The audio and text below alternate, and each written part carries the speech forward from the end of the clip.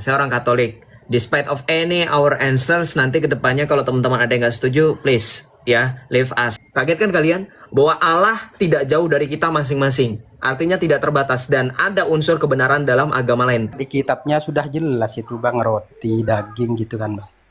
Iya. Kenapa perlu tafsir ini itu sih Bang? Siapa yang tafsir? Saya nggak mentafsir. Saya hanya suruh baca ayat. Nggak ada penjelasan. Kamu dengar dari mana? Jangan-jangan Jibril membisikkan sesuatu yang tidak-tidak lagi. Salve Jack, salve. Kalau bergabung Jack. Teman-teman semua guys, seperti biasa guys, ini masih 60 orang yang bagikan live-nya Joseph. Ayo dong, ini 754 orang, mari berkontribusi bersama ya dalam rangka memperkenalkan Kristus kepada banyak orang, guys. Thank you Jack. Kita lanjut ya.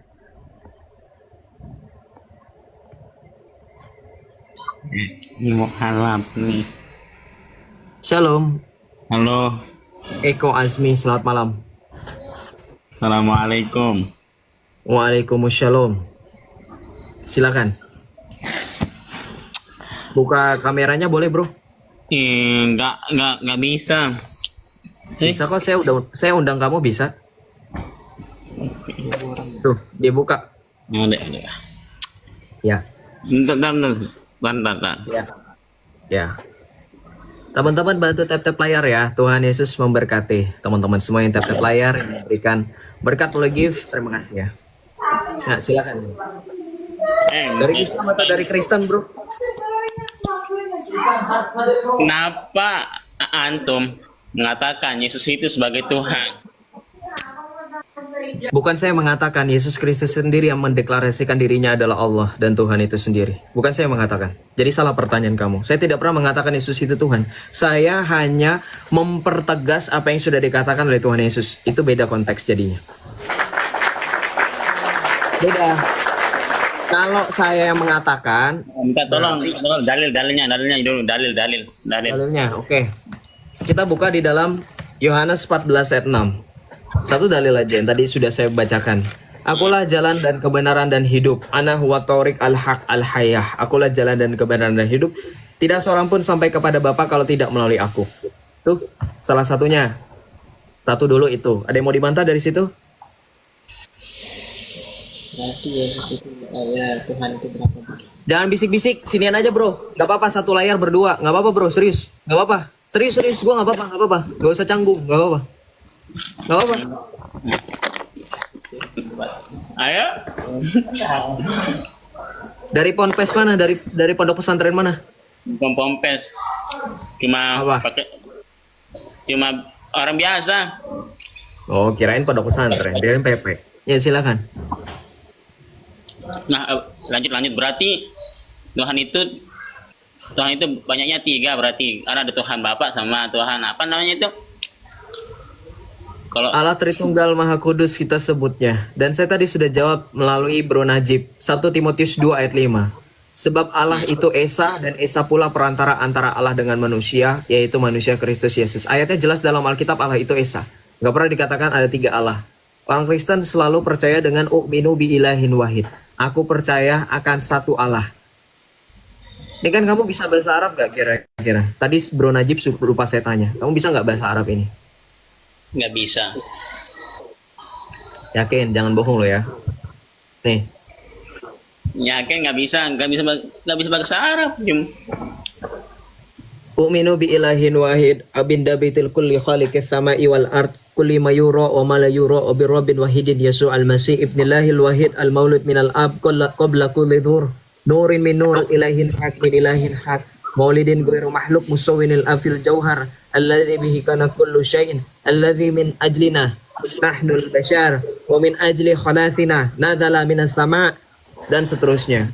Lihat di sini kalimat awal dikatakan aku percayakan satu Allah Bapa pencipta langit dan syahadat. Ini syahadat orang yang benar. Syahadat orang Kristen.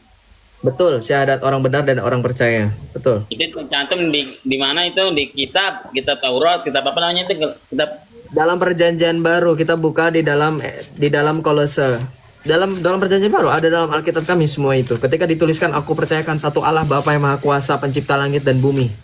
1 Korintus Itu 8 ayat Yesus 6. yang bilang Bang ya.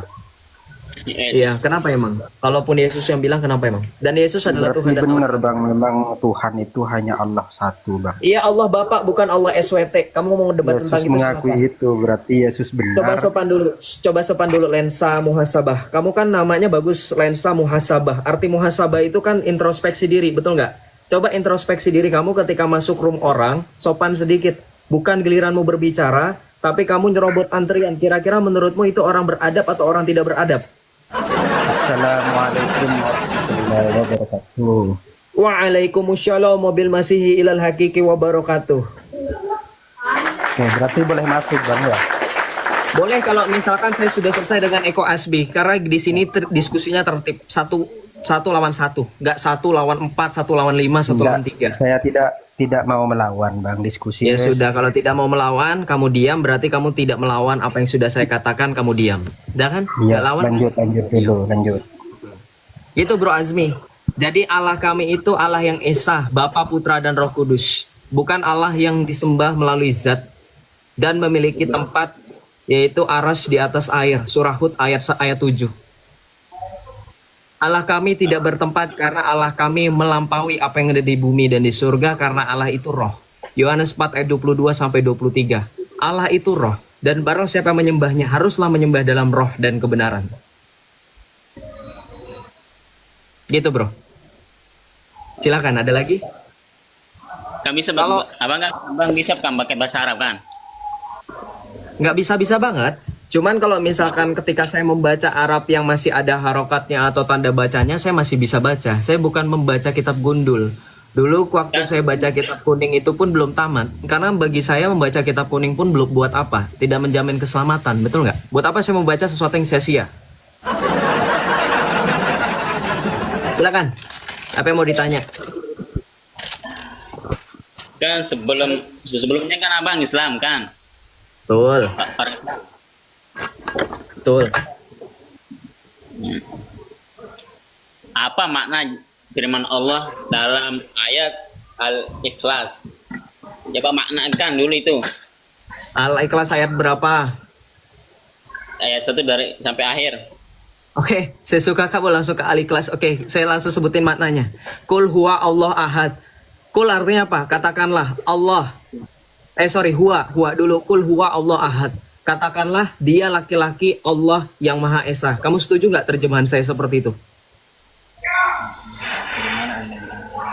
Loh, coba kamu terjemahkan. Kul huwallahu ahad. Kul huwa Allah ahad. Kul artinya katakanlah. Huwa artinya dia laki-laki. Allah itu Allah Tuhanmu. Laki-lakinya dari mana? Laki-lakinya. Oke. Kamu tahu kan? Kamu tahu kata ganti dalam bahasa Arab? Ana, antum, antuma, huwa, hiya, dan seterusnya. Saya tanya sama kamu. Kalau Allah tidak menyerupai makhluk, kenapa Allah pakai kata ganti laki-laki? Huwa.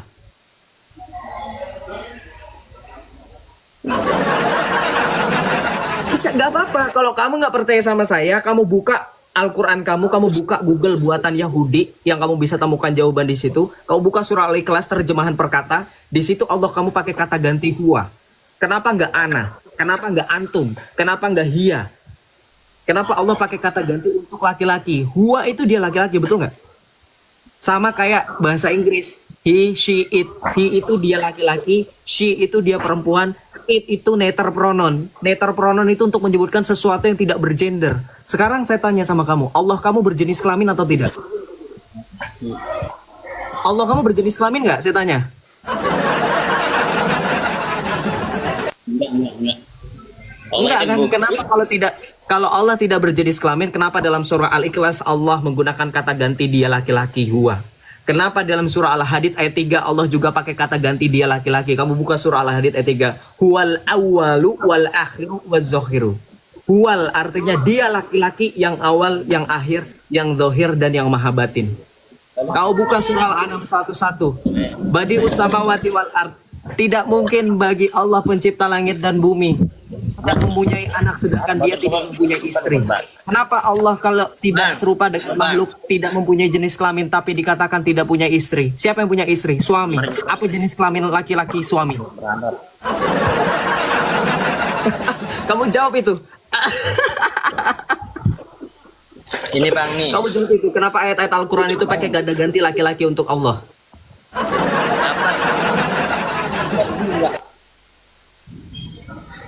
Hah? Abang pernah belajar nahu nggak?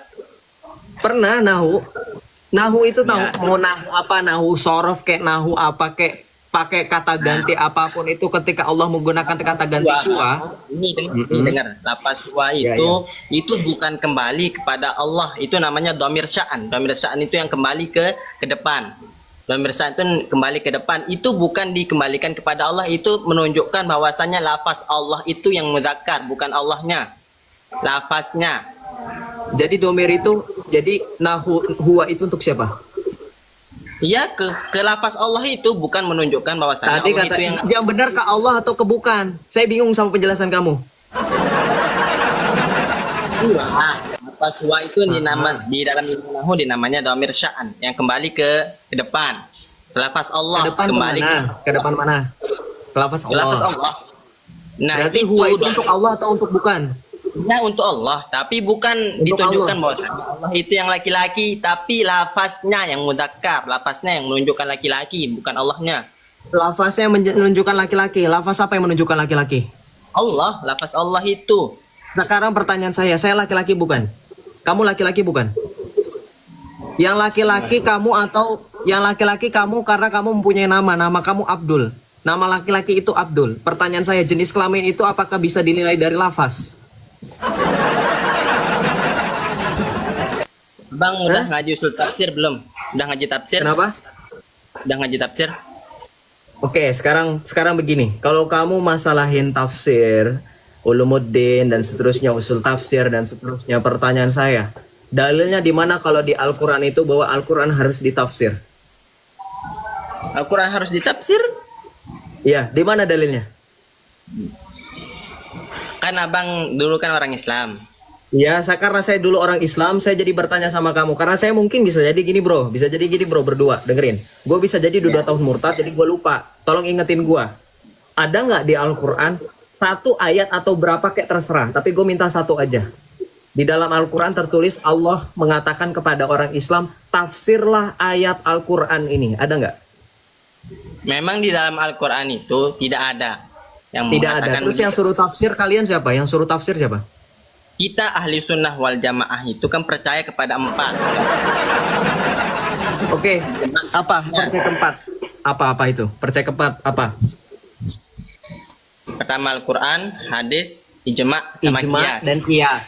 Dah, nggak usah ngajarin saya tentang itu. 4 sumber hukum utama Islam saya sudah hatam. Pertanyaan saya tentang tafsir dulu. Tentang tafsir Quran. Kalau kamu mau buka surah Yusuf ayat 2, boleh nggak buka surah Yusuf ayat 2? Bacakan buat kita semua di sini Arabnya dan artinya. Yusuf ayat 2. Langsung saja ya, biar nggak berlama-lama. Yusuf Yang ayat aja yang 2. baca diartikan. Yang Islam saya atau kamu? Atau mau tukar posisi? Saya yang Islam, kamu berdua jadi Kristen. Kan kamu yang Islam, Sorry. sampai suruh saya. Saya nggak pernah nyuruh kamu baca Alkitab kan. Dari tadi saya buka Alkitab dan saya bacakan karena ini iman saya dan kitab suci saya. Sekarang Islam siapa? Al-Quran kan kitab suci kalian. Kenapa kalian suruh saya baca? Kalau mau tukar posisi nggak apa-apa.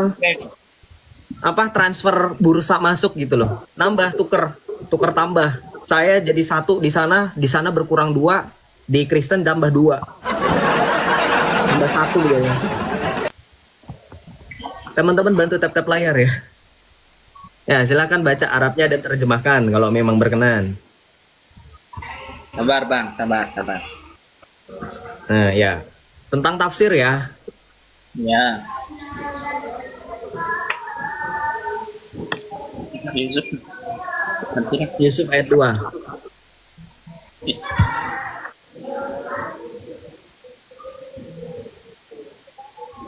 Kencangin tap-tap layar teman-teman. Yuk sampaikan 1,3K penonton yuk. Bisa yuk posting ulang yuk. Ini masih sedikit yang posting ulang nih. Masih 126 orang. Ayo kontribusinya teman-teman.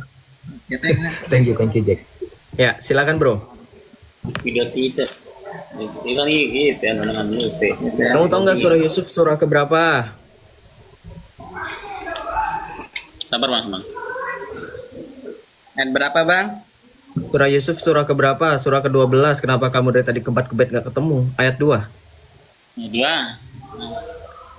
Baca. Tadi bacakan artinya. Iya, Atau- bacakan Arabnya dan artinya kalau kamu berkenan. Kalau kamu mau, silakan aja. Inna anzalnahu Qur'anan Arabiyyan la'allakum ta'qilun. Sungguhnya kami menurunkannya kitab suci berupa Al-Qur'an berbahasa Arab agar kamu bisa mengerti. Terus Oke. apanya? Al-Quran diturunkan dalam bahasa Arab. agar apa? Bisa mengerti. Agar bisa mengerti. Ada nggak di situ dituliskan? Sesungguhnya kami menuliskan Al-Quran dalam bahasa Arab agar kamu tafsir, kemudian kamu baru mengerti. Ada nggak tulis di situ kayak gitu? Pertanyaan saya, Al-Quran diturunkan bahasa Arab itu yang harus dimengerti atau tafsirnya yang dimengerti? Dengar ini makanya ini. Cara mengerti Ya. bahasa Arab yang pertama. Cara mengerti bahasa Arab kan kita harus belajar nahwu shorab dulu kan. Terus, Nah, itu udah perantara. Kalau kita sudah pernah belajar nahwu shorab, kita lagi ngomongin tafsir. Tafsir bagian Iya, dari bahasa Arab ini nggak? paham dulu. Kalau kamu ngomong sama bahasa Arab, kalau kamu ngomong sama orang Arab, pernah nggak kamu tafsir dulu? nih contoh bang, contoh. Kaifa haluka ya akhi, ditafsir dulu. Apa maksudnya si Joseph ini ngomong bahasa Arab? Ternyata tafsirnya Joseph ngomong kayak gini. Ada nggak kira-kira? Bahasa Al-Quran diturunkan dalam bahasa Arab agar kamu mengerti. Pertanyaan saya cuma satu, di situ ada nggak tertulis disuruh ditafsir lagi? Nah ini bang nih, saya tanya balik nih bang. Ditanya balik. Kan di Belum dalam- selesai dijawab, udah ditanya balik.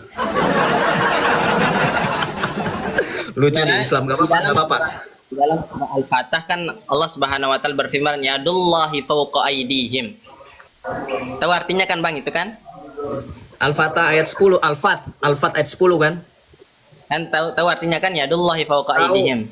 Tahu tentang Nah, janji terus apa? setia kan? Tentang janji setia kan? Janji setia Iya kan? apa? Yadullah fauqa awdihim kan? Faman nakatha fa innama dan seterusnya, betul nggak? Ya. Ya udah, itu tentang janji setia. Kamu mau ngomongin apa tentang itu? Ayo kita buka-bukaan. Kamu buka surah Al-Fat ayat 10, saya buka surah Al-Fat ayat 10. Ini kalau hafalan saya nggak salah ya mohon maaf karena saya sudah murtad. Tapi tadi kamu sudah membuktikan ayatnya ketika saya sambung ayatnya betul kata kamu. Kita buka. Al-Fat ayat 10 itu berbicara tentang apa? Itu Saya tentang artikan. janji Nggak usah setia. dibuka udah. Saya artikan ini. Saya artikan. Nah, apa? Di atas tangan-tangan mereka. Coba buka Al-Quran. Kenapa? Dia kan arti daripada lafaz yadullahi fawqa aydihim itu kan tangan Allah di atas tangan-tangan mereka. Mampus lu, ketahuan bohong. Kenapa saya bilang mampus? Sorry ya, saya langsung ngomong kasar. Nih, saya langsung bukain aja ya. Saya bisa pastikan iris Iya. kuping saya terjemahannya nggak berbunyi seperti itu. Tangan Allah di atas tangan mereka. Itu makanya kita harus baca takwil, Bang. Baca di Harus sini. kita ngaji tafsir. Enggak baca di sini Al-Fat ayat 10 di sini apa baca di sini? Ada nggak tertulis sesungguhnya orang-orang yang berjanji setia kepadamu Muhammad pada hakikatnya mereka berjanji setia kepada Allah, tangan Allah di atas tangan mereka, oleh sebab itu siapa yang melanggar janji setia itu maka sesungguhnya akibat buruk dari pelanggaran itu hanya akan menimpa dirinya sendiri. Pertanyaan saya, di mana di sini dijelaskan tentang tafsir, Bro? Jangan bawa saya ke ayat-ayat yang bikin saya itu harus mengingat-ingat sesuatu yang harusnya sudah saya buang, Bro. Gimana orang-orang nggak pada bingung kok Joseph masih ngurusin Islam ya kayak gini, orang Islamnya bikin saya jadi oh iya itu tentang surah ini ayat ini gitu loh. Makanya itu bukan sekedar kita memahaminya, Bang. Makanya kita pakai tafsir. Ayat yang tadi itu ditakwil. Namanya itu dalam Takwil tafsir siapa? ditakwil. Ulama mana? Tafsir dari siapa? Saya harus buka berarti tafsir dan takwil dari mana? Tafsir Jalalain, buka, Bang. Tafsir Jalalain Oke. kalian Di situ dijelaskan apa? Ada hubungannya dengan tafsir gak? tempatnya.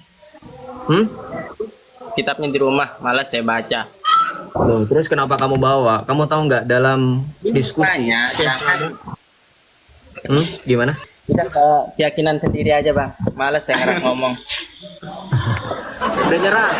Ini yang harus kamu tahu dan semua orang harus tahu kebenaran ini nih, Bro. Eko Asmi dan teman-teman semuanya. Dia sudah nyerah tuh. Kenapa? Ya, Bang. Karena Oke. karena Ustadz kan tuh jalan lain itu ada di tahun 1459 Masehi, abad 15. Lu bayangin, gua disuruh belajar Al-Qur'an yang katanya diturunkan di abad ke-7, 700 tahun setelahnya baru ditafsirkan. Menurut teman-teman masuk akal nggak? Yang mentafsir Jalalain, kamu buka profil biografinya Jalalain. Ini di abad 14. Artinya 7 abad setelah Quran turun baru ditafsir. Itu saya harus terima gitu. Saya harus terima, oh ada orang yang muncul 700 tahun kemudian mentafsir. Jadi gini bro, maksud saya gini loh, kita diskusi tentang ini, maksudnya kan kita bisa jadi bahas tahu bahwa ternyata dalam Islam, firman Allah yang katanya jadi Al-Quran, itu ternyata tidak mudah dimengerti, harus ditafsir.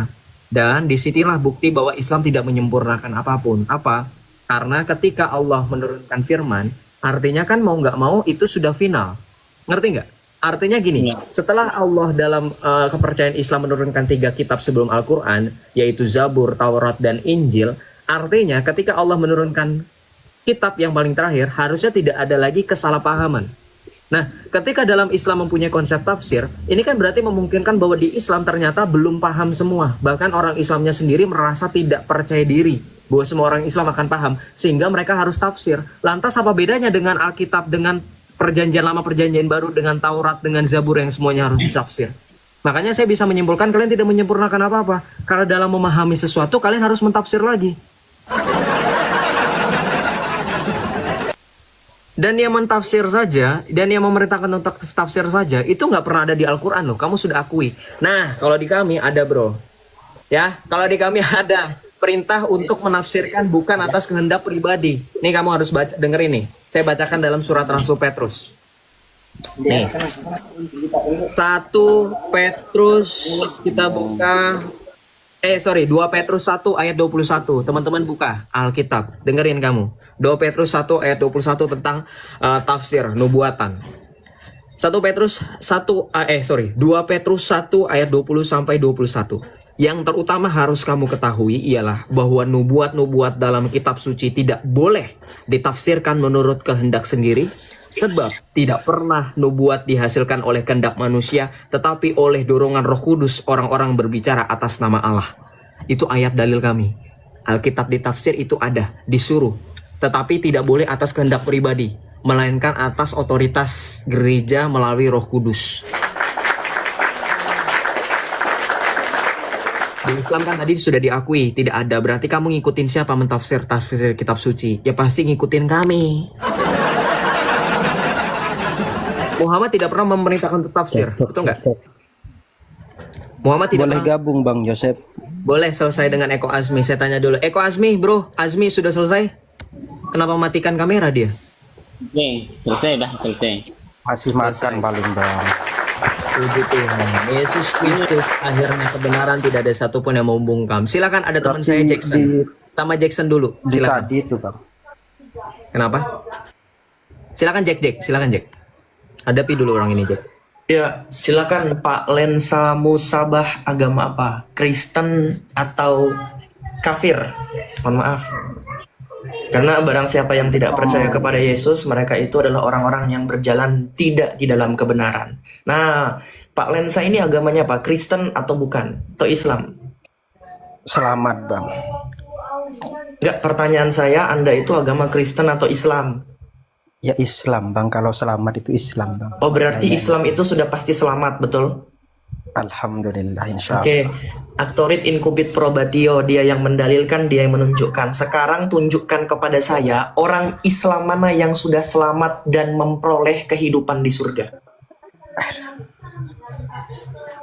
Orang Islam mana yang sudah ada di surga Bang? Ya, yang sudah selamat, silakan.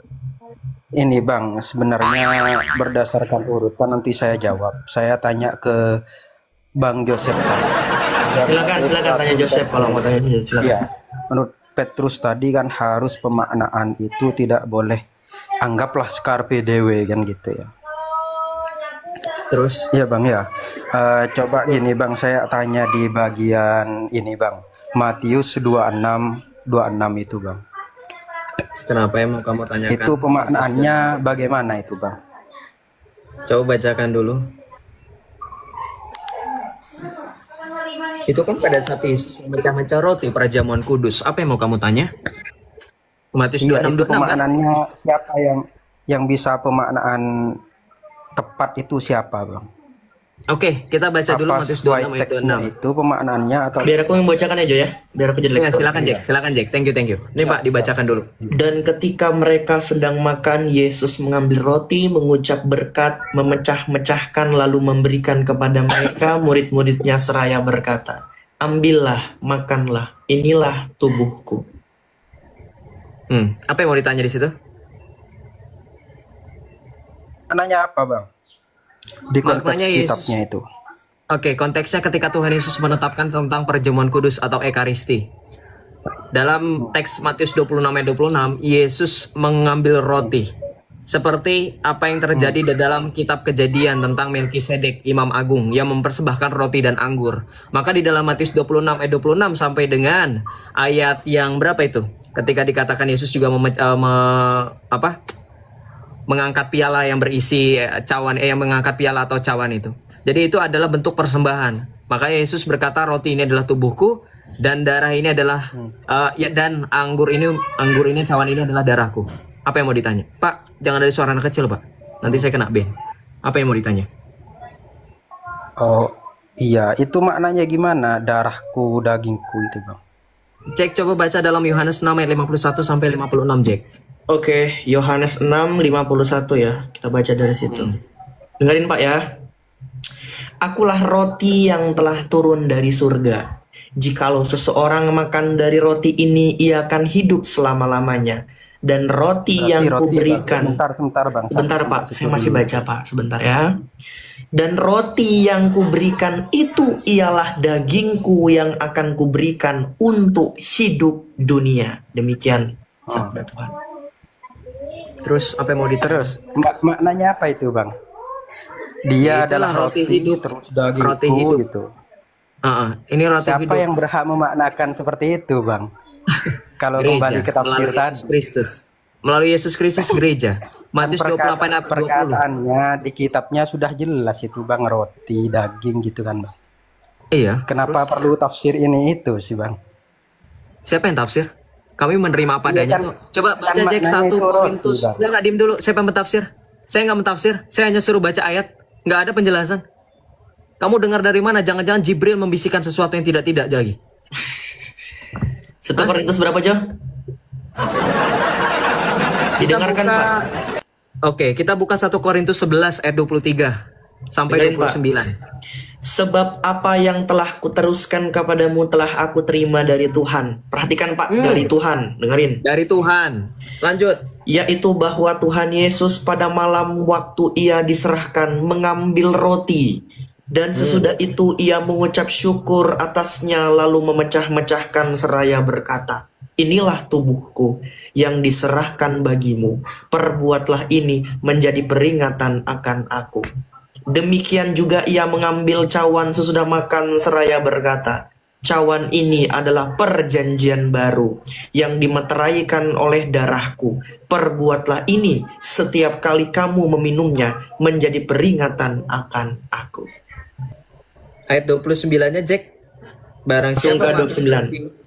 Iya. Karena barang siapa makan dan minum tanpa mengakui tubuh Tuhan, ia mendatangkan hukuman atas dirinya. Tuh. Tadi udah jelas dalam 1 Korintus 11 ayat 23 sampai 29 teman-teman. Roti yang dimaksud ketika dalam Matius 26 ayat 26 itu adalah maksud dan datang dari Tuhan sendiri tanpa ada tafsiran. Dan dimaknai sama, itulah tubuh dan darah Kristus, darah Tuhan. So what? Di bagaimana saya dan Jackson atau kami semua orang Kristen mentafsir itu bukan roti, itu bukan anggur. Kami percaya tubuh dan darah Kristus hadir transubstansiasi melalui roti dan anggur. Paham nggak kamu? Lalu kalau pertanyaannya, terus kenapa kok roti? Nah, kita baca dalam perjanjian lama Jack. Coba kau buka perjanjian lama Jack, minta tolong. Keluaran 16 ayat 4. Keluaran 16. Oke, 16 baca. ayat 4. Lalu berfirmanlah Tuhan kepada Musa, "Sesungguhnya aku akan menurunkan dari langit hujan roti bagimu. Maka bangsa itu akan keluar dan memungut tiap-tiap hari sebanyak yang perlu untuk sehari, supaya mereka kucoba apakah mereka hidup menurut hukumku atau tidak." Jadi Tuhan Allah dalam perjanjian lama pun menurunkan roti, yaitu roti mana. Yang ini tidak pernah ada diceritakan dalam Islam, karena Islam tidak mengenal kisah ini. Yang mereka kenal hanya adalah muter-muter kotak hitam, nggak jelas. Jadi roti hidup yang dimaksud oleh Tuhan Yesus adalah penggenapan dalam roti mana dalam perjanjian lama. Coba baca ayat 15-nya, Jack. Keluaran 16 ayat 15-nya. Oke. Ketika orang Israel melihatnya, berkatalah mereka seorang kepada yang lain, apakah ini? Sebab mereka tidak tahu apa itu. Tetapi Musa berkata kepada mereka, inilah roti yang diberikan Tuhan kepadamu menjadi makananmu. Jadi yang memberikan roti itu siapa? Tuhan. Sama nggak yang dilakukan oleh Tuhan Yesus dalam Matius 26 ayat 26? Sama nggak dengan ditegaskan oleh Rasul Paulus kepada suratnya kepada jemaat di Korintus 1 Korintus 11 ayat 23 tadi?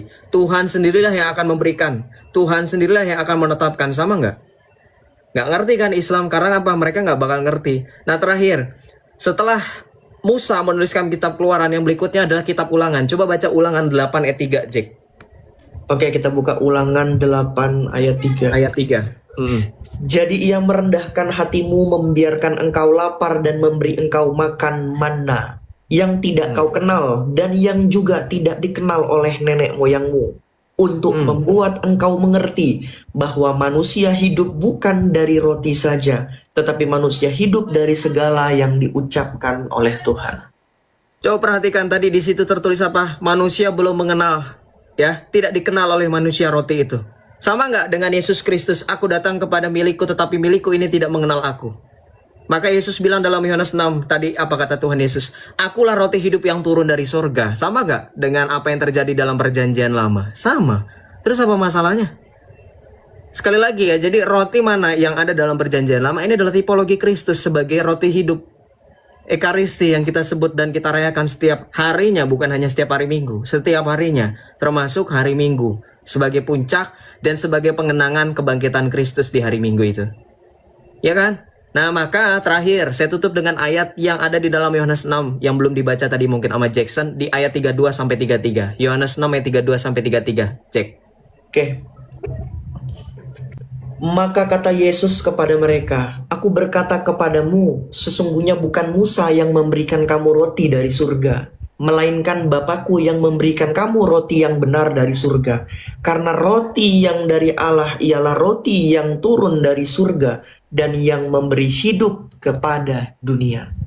Loh, bukan Musa yang memberi kamu roti dari sorga, melainkan Bapakku. Kamu tahu nggak? Konteks ini Yesus ucapkan lagi ketika berbicara dalam Yohanes 8 ayat 42. Coba Jack bacakan Yohanes 8 ayat 42.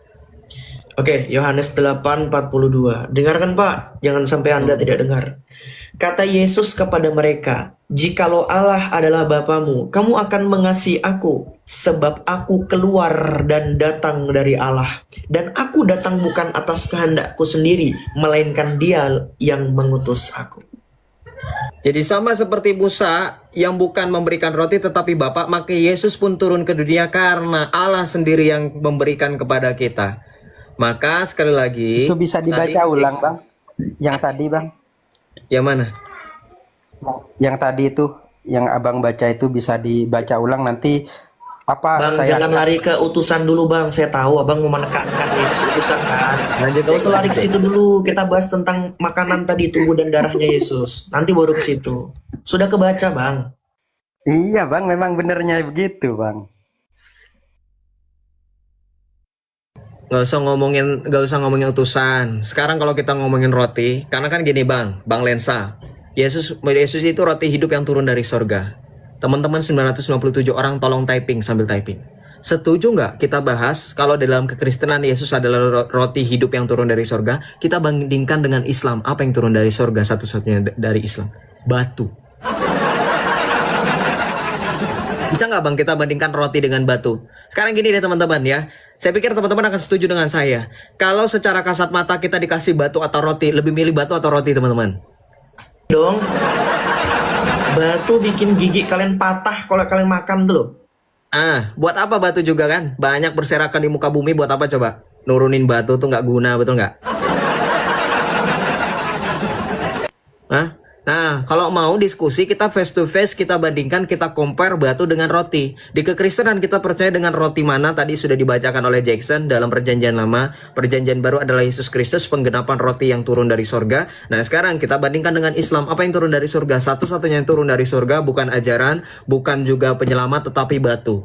Beda kan kualitasnya? Nah, sekarang boleh nggak kita bandingkan? Coba Bapak jawab. Boleh nggak bandingkan roti yang turun semenjak dalam perjanjian lama cuma yang digenapi oleh Tuhan Yesus dibandingkan dengan batu Hajar Aswad yang turun ke dunia dari surga? Kira-kira Bapak mau bandingkan nggak? Bo, silakan jawab. Saya kembalikan ke Jackson. Boleh masuk ya. Boleh masuk sekarang, Bang. Boleh Pak, tadi pertanyaan Joseph masih sama. Bapak mengizinkan nggak kita, sebentar Pak, tenang dulu Pak. Bapak mengizinkan nggak kita membangun sebuah perbandingan mana yang lebih pantas dan layak untuk diterima oleh manusia? A. Batu kedebuk yang jatuh dari surga. B. Atau roti yang telah turun dari surga. Mana yang lebih bermanfaat secara rasional Pak? Ya asal gak makan darah Tuhannya, Bang. Kita ini bahas apa sih Pak? Sejak kapan darah itu bisa dimakan Pak? Gimana sih? Makan roti sama minum darah, Bang. Pertanyaan saya tadi dengan Joseph, secara rasional ya, lebih baik menerima roti yang telah turun dari surga atau batu kedebuk yang turun dari surga? Mana yang lebih bermanfaat Pak untuk manusia? A. Batu, B. Roti. Bang, itu pertanyaan untuk yang nangani MBG, Bang. Kita bahas ke tadi yang tafsir katanya kan ya. Tadi yang dibahas roti banyak ayatnya itu, Bang ya. Gak ada tafsir. Itu semua penjelasan. Saya pakai ayat loh. Ada nggak di situ saya tafsir tanpa ayat? Saya disuruh bacakan Jackson, minta tolong bacakan Jackson, Jackson bacakan ayat. Semua bacakan, bukan dijelaskan. Kalau Anda bilang tafsir, Anda salah. Nggak ada tafsir dari tadi. Kalau kamu tadi mau bilang minum darah, kamu tahu nggak di Islam itu lebih parah. Bukan hanya minum darah, minum kotoran. Nih kamu mau denger nggak? Saya jelaskan nih. Nih. Hukumnya suci dan boleh dimakan. Dengerin. Kotoran-kotoran Nabi hukumnya suci dan boleh dimakan untuk mengambil keberkahan. Dalam kasifat fusulatu minan Nabi sallallahu alaihi wasallam tahiratun. Kotoran-kotoran yang keluar dari Nabi itu hukumnya suci. Wa kadza sa'il anbiya'i tasyrifan li maqamihim. Begitu pula nabi-nabi yang lain karena kemuliaan derajatnya. Wa ma'adzalika yajuzu al-istinja'u biha idza wujidat fiha syurutul hajari. Oleh karena itu diperbolehkan istinja dengan menggunakan kotoran tersebut jika ditemukan syarat-syarat beristinja dengan menggunakan batu. Balik ke zaman sana aja, kamu mau nggak beristinja nggak bisa pakai batu, pakai kotoran Nabi? Gila loh, apa nggak semakin kotor kecampur-campur? Secara medis aja itu ditentang loh. Dibagi kotoran dengan yang lain, kotoran yang lain, astaga. Bang, mau diskusi atau enggak ini Bang? Loh kan saya ngajak diskusi, tadi Anda bilang aneh minum darah Tuhan. Ketika saya tampilkan data, ternyata kotoran Nabi itu suci, kamu malah bilang saya nggak bisa diskusi. Ngomongnya coba gantian. Apa? Nah, abang dulu atau siapa temannya dulu atau saya? Apanya? Yalah jawab aja kan diskusinya kayak gini. Jackson yang juga kalau nggak lagi berbicara dia mute. Saya nggak lagi berbicara saya mute kok. Gini Bang ya.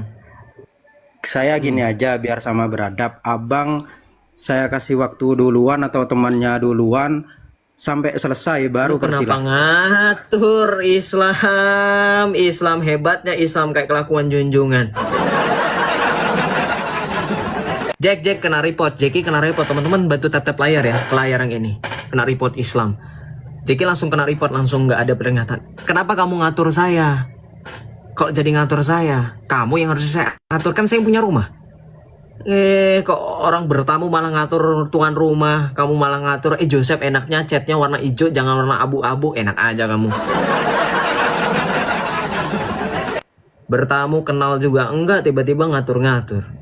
Diskusi aja saya nggak akan lanjut, tapi jangan ngatur saya. Iya. Karena kamu tidak mempunyai kemampuan. Gak ada Bang. Bang ini kembali ke pemaknaan ya, yang dikatakan Yesus dalam kitab Abang lah, atau Rasul di kitab Abang gitu kan. Ke pemaknaan ya, yang dikatakan Yesus dalam kitab. Double Jibril. Saya panggilnya Jibril atau Sibrul atau Gabrul nih. Nah, silakan. Apa Pak? Kembali. Bang host. Iya, iya. Lensa muhasabah. Apa? Silakan. Saya Bang. Iya, silakan. Apa tadi dilanjutkan? Oke, kan gini Bang, di berbagai kutipan ayat atau apalah saya kan nggak kurang paham itu Bang. Makanya tadi mintanya sepenggal-sepenggal dulu, kita diskusi lanjut lagi. Karena saya kan nggak pernah kayak Abang, katanya Abang pernah di Islam lah, maklum banyak yang tahu. Saya kan tidak tahu sama sekali kan gitu Bang. Ya, terus intinya Jadi apa? yang saya tangkap tadi itu Bang ya, dari ayat yang dijelaskan roti diturunkan oleh Tuhan intinya begitu ya. Dan roti Bukan itu saya menjelaskan, juga tetapi Tuhan. itu pure. Dengerin Bang, jadi jangan Abang menggiring opini. Udah jelas-jelas itu ayatnya begitu bunyinya. Saya nggak menjelaskan, nggak menambahkan, nggak mengurangi. Itu ayatnya begitu, Iya, jadi nggak memang saya kan, tafsir. kan begitu kan Bang. Iya, berarti nggak ada tafsiran ya. Beda dengan Islam harus ditafsir, gitu loh. Iya betul. Jadi memang seperti itu memang Bang ya. Betul. Allah menurunkan roti itu sendiri Tuhan kan itu. Dan Terus, roti itu nanti dimakan kan seperti itu Bang ya. Betul. Yang jelas bukan batu. Silakan apa? Iya, ya sudah kalau sudah seperti itu saya sudah yakin Bang. Tidak mau tanya lagi, artinya kepenasaran saya tidak ada sama sekali Bang. Ya, sudah terjawab ya bahwa Yesus Kristus adalah roti yang dijanjikan Roti. semenjak dalam perjanjian lama dan dipenuhi dalam perjanjian baru, dialah roti hidup, bukan batu. Betul, Ya, roti Bang ya. iya. Roti yang dimaknai bukan roti seperti sari roti, makanya Gak kamu nggak pernah dimaknai bisa Bang, memahami. katanya gak ditafsir Bang. Tafsir itu pemaknaan. Ya, iya, kalau nggak ditafsir kan berarti bukan roti sari roti, ya kan nggak ada itu. tulisan di situ sari roti. Ya Ya udah. itu Bang. Tertulisnya dalam perjanjian lama roti mana? Kamu tahu roti mana nggak? Begitu Bang. Iya, roti Iya, yang roti mana diturunkan itu tahu nggak? Tuhan. Roti mana itu tahu Roti nggak? yang- Roti yang diturunkan Tuhan kan? Iya, roti mana tahu nggak? Iya, roti yang diturunkan Tuhan kan? Ya, berarti nggak Lalu tahu. roti itu dimakan dan roti itu Kembali menyembah batu yang turun dari surga, silakan. Saya akan persilakan kamu menyembah menyembah batu yang turun dari surga daripada roti ya. Yesus itu roti yang turun, nggak apa-apa. It's okay, nggak apa-apa. Lebih percaya dengan batu nggak jadi masalah. Orang yang berakal dan berlogika bisa mikir kok lebih berguna batu atau roti. Masa pas lagi lapar nyarinya batu, gimana sih? Oke, kita naikkan Islam ya. Sini banyak Islam teman-teman yang request. Teman-teman bantu tap-tap layar ya, bantu follow akunnya Jeki. Teman-teman kencangkan tap-tap layarnya ke setiap kalau saya lagi membesarkan layar atau mengecilkan layar, pokoknya tap-tapnya ke layar saya. Jangan sampai kepencet di layar yang lain, nanti kepencet request. Ya. Kita lanjut teman-teman semuanya. Boleh bantu untuk tap-tap layar. Yang belum follow saya mohon bantu untuk follow ya. Kita lanjut teman-teman. Mana tadi ada Islam yang bertanya tapi nggak jadi apa gimana nih?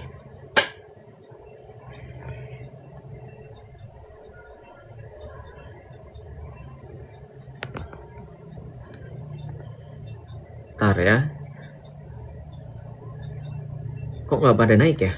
Udah saya setujui mereka nggak naik. Sinyalnya kali ya? Atau gimana?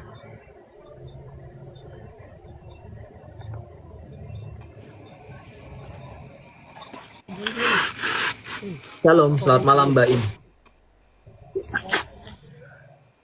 Shalom, selamat malam Mbak Im. Oh, kepencet ya? Saya turunkan aja ya. Terima kasih Tuhan Yesus berkati. Oke, kita lanjut ya.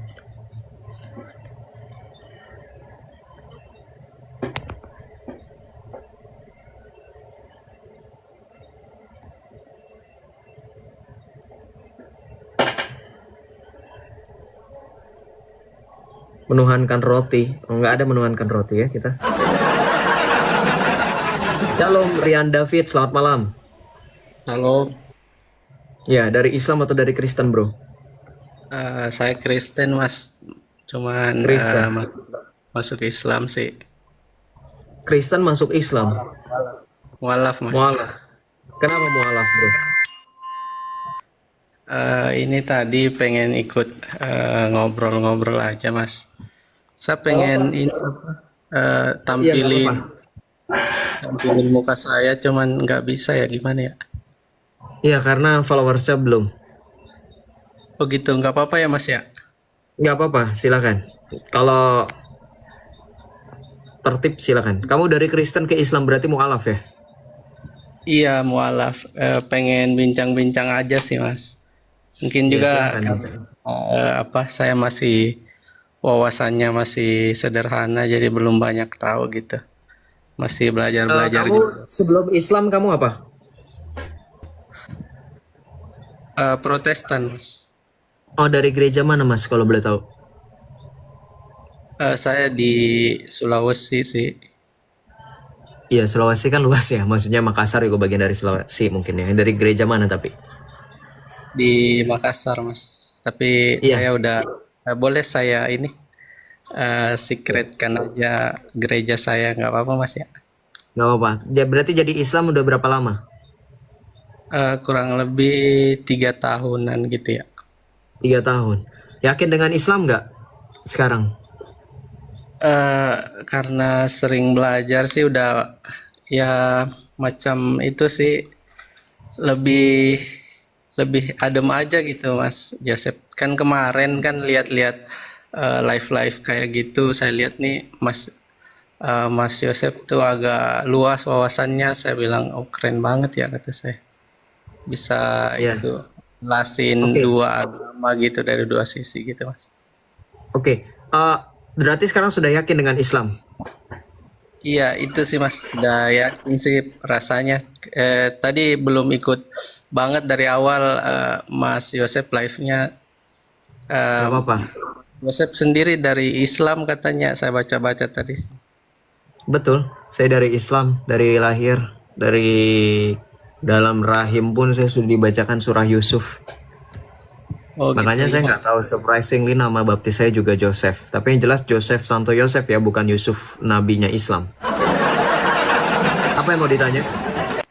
Tadi itu Mas sempat saya catat tadi tentang penafsiran di dalam Islam, katanya kan sempat nyimak tuh dari si Mas siapa itu tadi. Ada nggak? Eko Azim. Benar. Saya disclaimer dulu ya Mas, mungkin pemahaman saya dalam teologi masih minim juga, jadi mungkin kalau ada yang masih kurang mungkin kita barter ilmu lah. Mungkin ada dari Mas Joseph, nanti bisa saya jadi pengetahuan juga buat saya gitu kan. Jangankan barter ilmu, Mas. Mas minta untuk menunjukkan caranya bagaimana menjadi selamat pun saya dan Jackson dan teman-teman di sini akan berkenan, Mas. Kita nggak pelit-pelit. Kita nggak seperti Islam di luar sana yang mengatakan ketika ada orang murtad, berkurang saingan masuk surga, seolah-olah surganya itu terbatas, limited. Ya kan? Bener nggak? Bener nggak? Saya ajak teman-teman diskusi dulu biar kita nggak bosan, teman-teman. Bang Rian dan Jackson, betul nggak? Islam, kalau ada siapa yang murtad gitu, mereka kan komentar, nggak apa-apa mengurangi saingan masuk surga. Surganya ternyata limited, kayak ngantri sembako gitu loh, cuman ada kuotanya berapa gitu loh. Dan kalau kami nggak pelit, karena surga dalam kepercayaan kami itu bukan tempat terbatas. Surga itu keadaan sempurna, bro. Makanya kami nggak akan pelit. Kalau kamu mau minta caranya bagaimanapun, kami akan pasti dengan senang hati kasih tahu. Itu pengikut Tuhan. Ya silakan. Apa yang mau ditanya?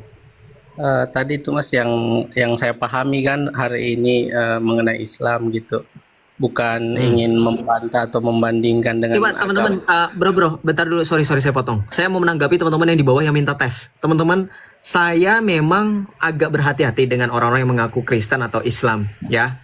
Misalkan saya tadinya Kristen terus jadi Islam atau sebaliknya. Saya tadinya Islam, saya memang agak berhati-hati dan saya akan tes mereka. Cuman ketika mereka sudah dites, mereka sudah jawab dan ada beberapa pertanyaan yang mereka tidak mau terus terang, saya menghargai dan saya tidak bisa nge-push mereka.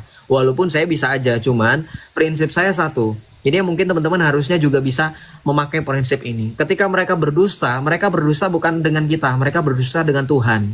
Kalau abang ini, Rian David ini ternyata Islam dari lahir, katakanlah dia berdusta dengan Tuhannya sendiri. Berarti kita bisa simpulkan ternyata Tuhannya gampang didustai. Gitu saja, itu simpelnya. Tapi kalau memang Bro Rian David beneran dari Kristen, yang kena akan teman-teman. Kenapa? Teman-teman mempunyai hati yang tidak begitu bersih. Memang saya nggak melarang teman-teman untuk waspada, betul. Tuhan Yesus mengatakan berjaga-jagalah dan berdoalah, betul. Tetapi jangan sampai jatuhnya kepada menghakimi, gitu.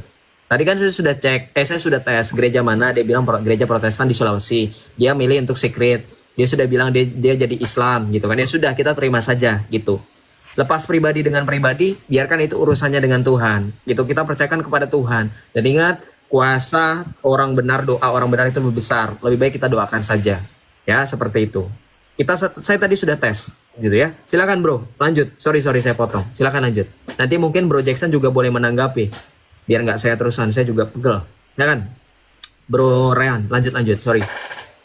Ya, makasih Mas Yosef dan Mas Jackson. Jadi sempet juga sih kemarin saya tuh kayak bimbang juga mesti harus beragamanya gimana gitu. Sempet juga nggak milih agama satupun kemarin tuh Mas gitu. Ya, terus. Cuman saya mungkin pernah belajar psikologi gitu Mas, baca-baca buku aja gitu. Jadi mungkin nyambung. Tapi ini maksudnya live-nya tiap hari nggak Mas ya? Live-nya kemungkinan tiap hari. Tapi nggak apa-apa, tanya aja selagi saya live, nggak apa-apa. Silakan langsung, inti pertanyaannya pun nggak jadi masalah, nggak usah merasa sungkan. Nggak apa-apa. Silakan bertanya. Ya. Yang ini saya tanyakan nih, ini kan kita manusia nih bentuk tubuhnya sama semua gitu Mas, dari dimanapun negaranya, agamanya apapun gitu. Kita postur tubuh, anatominya, fisiologi tubuh kita juga kan sama semua gitu Mas, apapun agamanya gitu. Saya berangkat tidak dari ini diskusi gitu, saya cuman saya bahkan meninggikan rasa kemanusiaan gitu. Jadi saya rasanya saya dengan Mas Yosef itu dan teman-teman siapapun manusia itu adalah satu keturunan manusia yang sama-sama dari sumbernya gitu, manusia. Cuman secara logika gitu kita pasti diciptakan oleh satu Tuhan yang sama sebenarnya secara logika ya kalau kita pikir-pikir. Jadi saya kenapa bertanya-tanya gitu, kenapa sampai banyak agama sih yang muncul di bumi ini gitu. Kayak jadi saya sempat mikir kalau mungkin kita ini hanya berbeda pendapat dalam mendeskripsikan siapa Tuhan itu sebenarnya. Jadi muncullah Islam, muncullah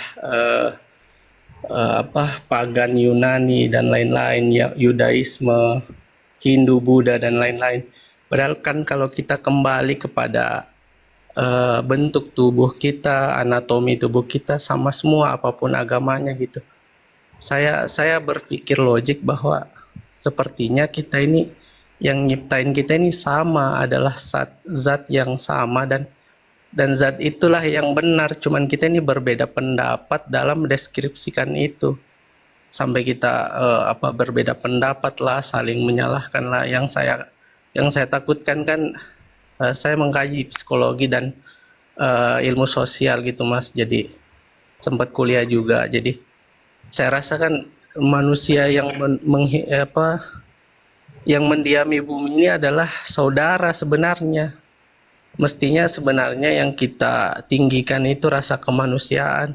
Dan sebenarnya saya bukan disclaimer ya, mungkin saya salah argumen. Saya menganggap mungkin sebenarnya kita harus tanggalkan sakralitas kita masing-masing untuk sebenarnya kita ini saudara gitu kan. Kasihan banget antara sesama manusia gitu saling bunuh-membunuh karena agama dan lain-lain. Saya itu sayangnya gitu sih Mas. Oke, saya jawab ya. Saya minta bantuan Jackson nanti. Kalau Jackson mau menambahkan silakan. Jack, boleh minta tolong bacakan. Jadi gini, sebelum nanti saya minta tolong Jackson bacakan, kita luruskan dulu ya. Dalam pemahaman kami, karena Bro Rian ini datangnya ke orang Katolik ya. To be very honest teman-teman, saya dan Jackson orang-orang Katolik ya. Ini bukan settingan gimmick doang, bukan. Saya orang Katolik. Despite of any our answers, nanti kedepannya kalau teman-teman ada yang nggak setuju, please ya leave us gitu, jangan ganggu-ganggu. Soalnya saya punya prinsip Saya punya pendirian, bukan saya memiliki kesombongan rohani ya, tapi teman-teman mohon hargai sudut pandang saya sebagai orang Katolik, terutama dalam masalah tentang pemahaman dalam kitab suci dan seterusnya. Nah, jadi gini, pertanyaannya kan intinya, kalau memang Tuhan sama, kenapa ketika Tuhan menciptakan manusia dengan tadi penjelasannya bahwa anatomi kita sama dan seterusnya, ya dan seterusnya. Nah, ini kan kalau bahasa anatomi, kalau misalkan kita memahami anatomi sama, itu kan berarti homologi struktural, bahwa dalam struktur yang sama karena asal biologisnya sama. Tapi kan kalau kita berbicara secara lebih mendetail, nanti kita akan menemukan panjang ukuran tulang setiap manusia itu kan beda, ya. Itu kalau berbicara mengenai kesamaan anatomi, nanti kalau detailkan itu nanti akan berbeda-beda, karena kesamaan itu kalau misalkan dilanjutkan dengan arti kata detail, kemudian proporsi dan fungsi, itu tidak sepenuhnya sama dalam setiap manusia, beda-beda. Bentuk tengkorak kita beda-beda, betul nggak? Tengkorak saya dengan Jackson sudah pasti beda, ya. Terus struktur kita tadi, ya, variasi anatomi itu berbeda-beda, bro. Contoh, ada yang tulang rusuknya ekstra. Ya, ini secara medikal ya. Saya nggak tahu benar apa enggak. Semoga benar ya, biar saya nggak menyebarkan informasi palsu. Mungkin teman-teman ada yang dari latar belakang pendidikan medis, terutama anatomi, mungkin lebih mengerti. Tapi saya nggak akan memperluas membahas tentang anatomi. Saya hanya meluruskan saja supaya kita nggak kemudian salah tafsir atau salah paham ya. Nggak seperti Islam kebanyakan tafsir. Nah, untuk pertanyaan yang lebih mendetail, yang lebih spesifik adalah kalau memang manusia sama, yang tadi sudah kita luruskan, kenapa dan Tuhan itu sama? Kenapa agama beda-beda? Nah, saya langsung begini ya teman-teman, dalam perspektif gereja Katolik tidak dapat menjawab secara simplisitis. Ya, tidak bisa secara simplisitis langsung jawab iya dan tidak, nggak perlu pemahaman. Yang pertama, gereja secara tegas mengakui Allah itu Esa. Allah itu satu dan Esa. Nah, perhatikan. Tetapi, tidak semua agama memiliki pemahaman dan relasi dengan Allah itu sama. Jadi jawaban kalau tadi pertanyaan dia atau statement kamu, Tuhan itu sama cuma begitu caranya berbeda, ngapain saya jadi orang Katolik? Udah aja saya Islam. Bener nggak? Bener nggak, Jack? Kalau Tuhan sama, caranya beda, udah aja saya Islam. Nggak perlu repot-repot keluar, nggak perlu repot-repot menderita, nggak perlu repot-repot dikejar-kejar, nggak perlu repot-repot dikata-katain. Udah aja saya Islam. Tapi saya menyembah Yesus. Tapi kan nggak bisa kayak gitu. Bener nggak? Bener nggak teman-teman? Logikanya, kalau ada orang yang bernarasi Tuhan itu sama, caranya beda-beda. Ya udah kalau gitu Islam, kalau mau percaya Yesus nggak usah dibaptis, tetap jadi Islam. Kan bisa. Caranya bisa disamakan, nggak perlu baptis. Nggak bisa kayak gitu, bro. Jadi saya luruskan dulu ya, mohon maaf ya. Nah, Allah itu satu dan dia sendiri yang menyatakan dirinya, bukan manusia yang menghampiri Allah. Faktanya dalam perjanjian lama maupun perjanjian baru, teman-teman harus ingat ya, dalam perjanjian lama maupun perjanjian baru, Allah yang menyatakan dirinya, bukan manusia. Betul nggak? Allah yang memperkenalkan dirinya sejak semula. Allah. Kalau Anda buka kitab Kejadian, ketika belum diciptakan apapun, kita mengenal di situ ada Allah yang pertama kali disebutkan. Pada mulanya Allah menciptakan langit dan bumi. Jadi Allah yang memperkenalkan dirinya, baik secara langsung maupun tidak langsung. Coba kita buka, Jack, baca Ulangan 6 ayat 4. Jack, minta tolong ya, Jack ya. Teman-teman yang belum follow akun Jackson yang ini, dia tadi kena report, teman-teman. Bantu follow ya. Oke, akun kita buka ya. Nah, Ulangan 6 ayat 4. Dengarlah hai orang Israel, Tuhan itu Allah kita, Tuhan itu Esa. Nah, Ulangan 6 ayat 4 dikatakan Shema Israel Adonai Elohinu Adonai Echad. Dengarlah hai Israel, Tuhan Allah kita, Tuhan itu Allah kita, Tuhan itu Esa. Artinya apa? Hanya ada satu Allah. Hanya ada satu Allah. Nah, nanti semakin dipertegas dalam Yesaya 45 ayat 5. Coba tolong bacakan, Jack. Ini perjanjian lama dulu ya teman-teman ya. Yesaya 45 ayat 5. Oke. Akulah Tuhan dan tidak ada yang lain kecuali aku, tidak ada Allah. Aku telah mempersenjatai engkau sekalipun engkau tidak mengenal aku. Kata dalam perjanjian lama, Allah sendiri yang mendeklar, bukan? Iya enggak? Yesaya 45 ayat 5, akulah Tuhan Allah, tidak ada yang lain kecuali aku, tidak ada Allah lain. Betul kan? Nah, jadi untuk konteks, Allah itu satu, Allah itu Esa, gereja sepakat, orang Kristen percaya bahwa Allah itu satu dan Esa. Nah, yang jadi permasalahan, titik permasalahannya itu bukan pada Allah, tetapi bagaimana cara manusia mengenal Allah. Mengapa ada banyak agama kalau Tuhan ada satu? Nah, dalam kitab suci kami, Alkitab, ada jawabannya. Coba Jack tolong baca Roma 1 ayat 19. Oke, Roma 1 ayat 19. Karena apa yang dapat mereka ketahui tentang Allah nyata bagi mereka, sebab Allah telah menyatakannya kepada mereka. Ayat 21-nya. Sebab sekalipun mereka mengenal Allah, mereka tidak memuliakan Dia sebagai Allah atau mengucap syukur kepadanya. Sebaliknya, pikiran mereka menjadi sia-sia dan hati mereka yang bodoh menjadi gelap. Nah, dengar ya. Dalam Roma 1 ayat 19 dan Roma 1 ayat 21 dikatakan apa? Sebab apa yang mereka ketahui tentang Allah nyata bagi mereka karena Allah telah menyatakannya kepada mereka. Sebab walaupun mereka mengenal Allah, mereka tidak memuliakan Dia sebagai Allah. Bingung gak kalian? Alkitab mengatakan demikian, Rasul Paulus mengatakan demikian. Artinya apa? Secara sejarah, kalau teman-teman kita sambungkan dengan histori, secara sejarah manusia itu mencari Allah dengan keterbatasan akal. Makanya dengan keterbatasan akal inilah manusia memahami dengan cara yang berbeda-beda Allah itu. Maka di dalam Roma 1 ayat 21, Rasul Paulus menegaskan apa? Sebab walaupun mereka mengenal Allah, mereka tidak memuliakan Dia sebagai Allah, tidak mengucap syukur kepadanya. Keren gak kira-kira iman kekristenan ini udah bahas filsafat loh. Kenapa artinya? Kalau dalam Islam ini disebut dengan kalau ada Kak Dewi di sini, ini nanti kita akan nyambung. Ini kembali lagi kepada apa? Kepada pengosongan diri. Ya, makrifat. Manusia mengenal Allah tetapi belum sampai memuliakan Allah. Tuh kata Rasul Paulus. Hebat ya orang Kristen ya, sudah lebih dahuluan berfilsafat dan memahami bagaimana esensi Allah. Artinya apa? Manusia secara dalam Roma 1 ayat 19 dan Roma 1 ayat 21 itu mengenal Allah secara alami. Bisa, teman-teman. Allah sendiri yang menganugerahkan melalui akal budi, melalui ciptaan, melalui nurani. Ya, bahkan orang Kristen terlebih dahulu mendefinisikan bagaimana bagaimana manusia mencari Allah. Kan kalau dalam Islam kan, tidakkah kamu lihat bagaimana Allah menciptakan langit dan bumi, dan dari sananya dan dari itulah manusia berpikir tentang bagaimana Allah. Ternyata kekristenan sudah lebih dulu membuat suatu contoh bahwa ketika walaupun manusia mengenal Allah, mereka belum tentu memuliakan Dia. Artinya apa? Pengetahuan manusia untuk mengenal Allah itu parsial, paham nggak? Terbatas, tidak utuh. Dan dari sinilah muncul beragam agama. Itu poin klimaksnya bro. Jadi kamu harus kenal dulu. Itulah sebab manusia bisa mengenal Tuhan yang berbeda-beda meskipun Tuhan satu, karena manusia mencari Allah itu sendiri dengan keterbatasan akalnya yang parsial ini. Nah, sekarang kepada inti pertanyaan yang mungkin akan membuat kita tercengang-cengang.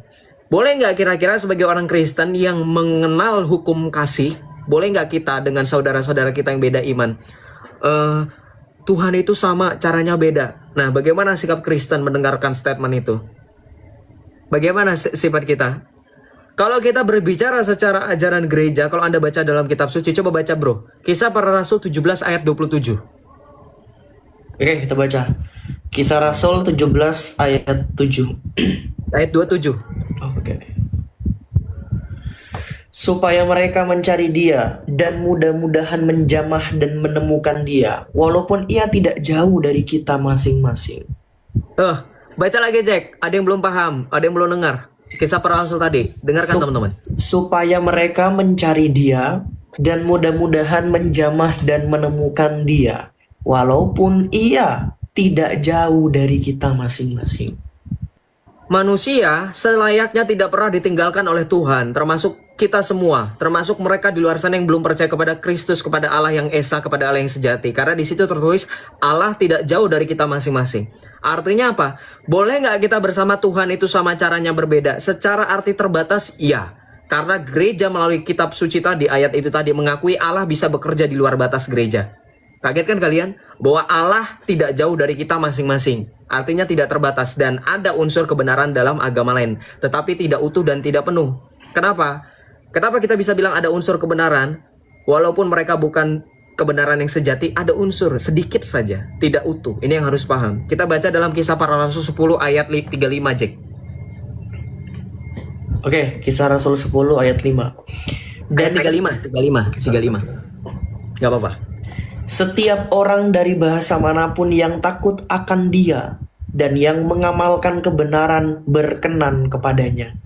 Tuh, dengar gak? Setiap orang yang dari bahasa, dari bangsa manapun yang takut akan Dia dan yang mengamalkan kebenaran berkenan kepadanya. Lihat begitu luar biasa kasihnya Allah orang Kristen, Allah yang sejati. Sekalipun kamu tidak mengenal secara utuh, tetapi Allah masih berkenan. Maka coba tolong Jack bacakan untuk keterkaitan ayat ini Matius 5 ayat 45. Ayat 45 46. Oke.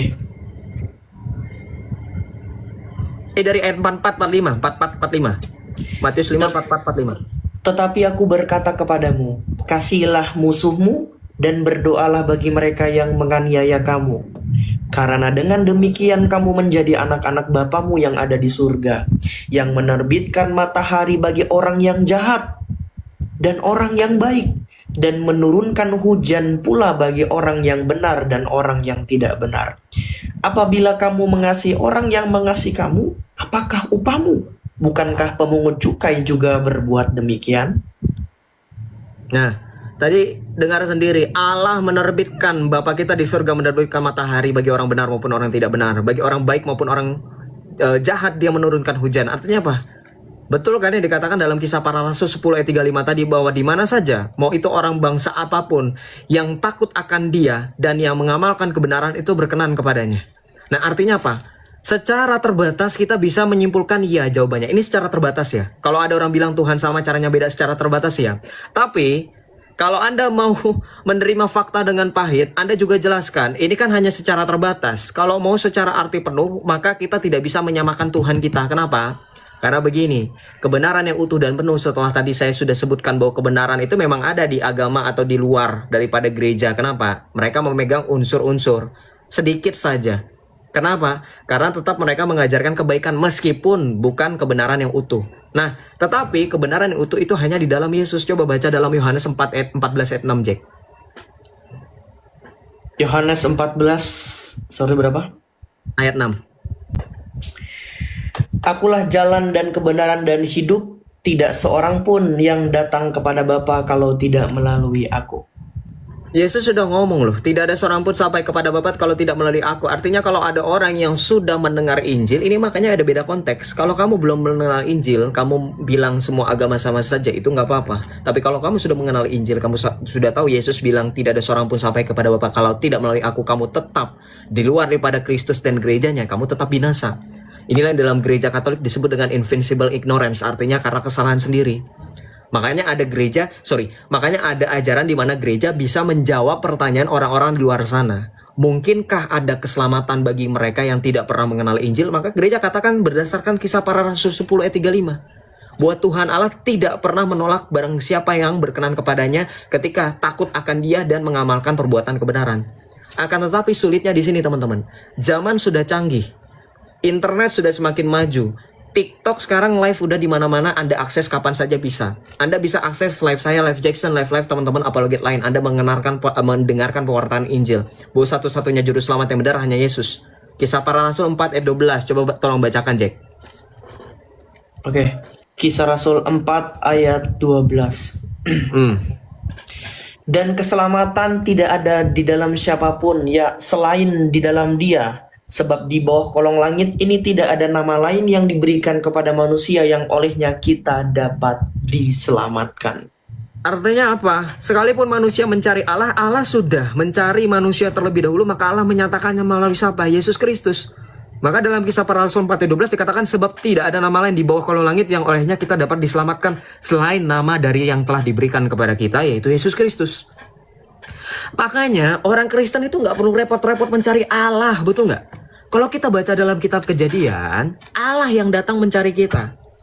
Makanya kalau teman-teman lihat lukisannya Michelangelo di Kapel Sistine Roma, itu ada lukisan Tuhan Allah dengan Adam yang jarinya itu hampir bersentuhan. Kalau kamu melihat secara orang-orang yang menjelaskannya, Allah sendiri yang menghampiri, sedangkan manusia yang menolak untuk bersatu. Yang logo Nokia itu yang mirip-mirip itu, nah itu. Nah, itulah terinspirasi dari mana? Dari semenjak manusia mengalami kejatuhan, manusia tidak pernah mencari Allah. Itulah egoisnya manusia dengan kehendak bebas. Allah yang datang mencari, dan ini ada tertulis semenjak dalam kitab Kejadian. Coba Jack, bantu lagi Jack. Sorry ya Jack ya. Man. Lanjut. Kejadian, ya. Kejadian 3 ayat 8 sampai dengan 9. Ketika mereka mendengar Ayat 8 sampai 10. Ketika mereka mendengar bunyi langkah Tuhan Allah yang berjalan-jalan dalam taman itu pada waktu hari sejuk, bersembunyilah manusia dan istrinya itu terhadap Tuhan Allah di antara pohon-pohon dalam taman.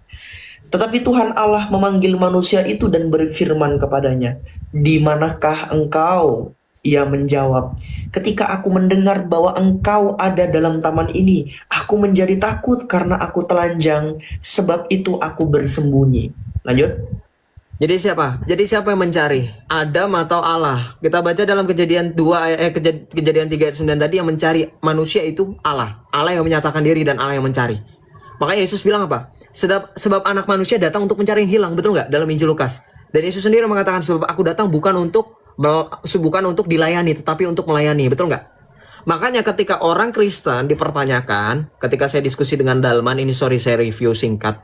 Ketika ditanya, apakah orang Kristen pernah diajarkan untuk mencari Tuhan? Kita tidak pernah mencari, semenjak mula Allah yang mencari kita, Allah yang mendatangkan dirinya, menyatakan dirinya kepada kita. Maka secara utuh dia menyatakan dirinya melalui Yesus Kristus. Coba baca dalam Ibrani 1 ayat 1 sampai dengan 2. Cek. Ibrani 1 ayat 1 sampai 2. Oke. Setelah pada zaman dahulu Allah berulang kali. Loh, kok Jackson kena report lagi? Wah, parah ini orang Islam ini. Nah, ini kenapa sih? Aku turun dulu coba bentar ya, Jo. Iya, saya turunkan dulu Jackson. Inilah kalau kuasa-kuasa gelap kejahatan, teman-teman, batu tap-tap layar. Mereka nggak demen kita lagi baca firman Tuhan, padahal kita lagi fokus Alkitab, mereka tetap aja nge-report. Orang lagi jelasin Alkitab tetap aja. Coba salahnya di mana? Kita kan lagi baca Alkitab, bukan lagi bahas iman mereka, ya kan? Nggak menasihkan kalau bahas iman mereka. Silakan cek, lanjut cek. Ibrani 1 ayat 1 sampai dengan 2. Oke. Kacau memang Muslim nih. Setelah Loh, kena report. Inilah kalau misalkan, aduh sorry Jack, aduh sorry ya Jack ya, Jackson akun dua-duanya kena report teman-teman. Saya lanjut ya. Jack, kalau ada akun lain ngomong aja Jack, mau naik lagi. Semoga nggak di-report lagi ya. Tapi mohon maaf, bukan karena aku loh Jack ya. Mereka ini, aduh, teman-teman bantu tap-tap layar ya. Tap-tapnya ke layar aku ya. Jadi jangan ke layar yang Rian atau layar di bawahnya, karena nanti nggak terhitung jumlah love-nya. Oke, saya baca Ibrani 1 ayat 1 sampai dengan 2.